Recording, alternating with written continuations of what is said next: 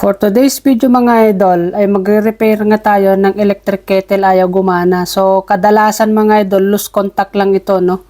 So before nyo gawin ito mga idol i-check nyo na hindi ito nakasaksak sa kuryente no. Nakakamatay ito, wag nyo gawin kung wala kulang kayo sa gamit or kulang kayo sa kaalaman mga idol. So itong ginagawa natin basic lamang mga idol. Kahit sino pwedeng gawin. So, ayan, isure nyo na hindi ito nakasaksak sa outlet mga idol. So, kadalasan dito, loose contact lamang. So, makita nyo itong puwet nito, ito.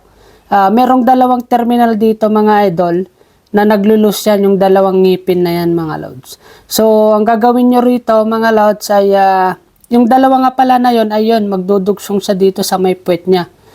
Ang kailangan nyo lang dito ay screwdriver.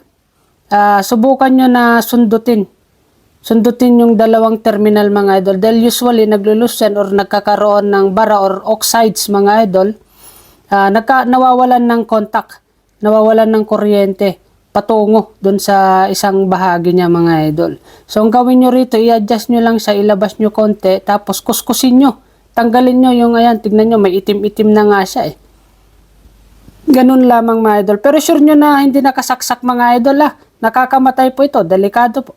Ayan, pag on nyo, ayan, gumagana na siya mga idol. Paano kung ayaw pa rin gumana? At kung ayaw pa rin gumana mga lods, ay pwedeng yung switch na niya. Madali lang naman tanggalin yan.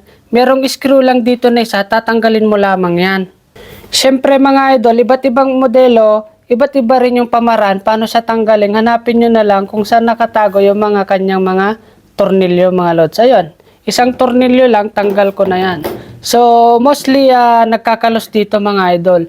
So, dito, hindi naman madalas ito na nasisira. Pero kailangan mong itest itong switch niya. Kailangan mo na ng multimeter dyan mga idol. Wala naman tayong multimeter. Paano mo ngayon na matest yan mga idol? So, assume lang natin na okay pa itong ano natin. So, check natin naman dito sa bandang ilalim niya sa puwetan mga loads. Merong 3 screw dito. Tanggalin lamang yan. Ayan, so pagbukas natin sa kanya mga idol, no?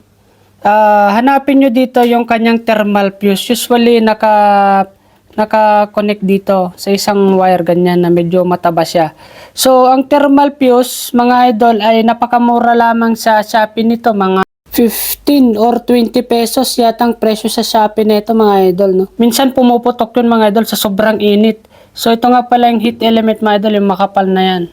So, yung kuryente, dadaloy dito mga lods, no? Papasok dyan. Ito yung magpapainit dun sa loob mga lods. Ito naman yung LED, yung light indicator niya na gumagana na siya na may kuryente ng dumadaloy dito mga lods.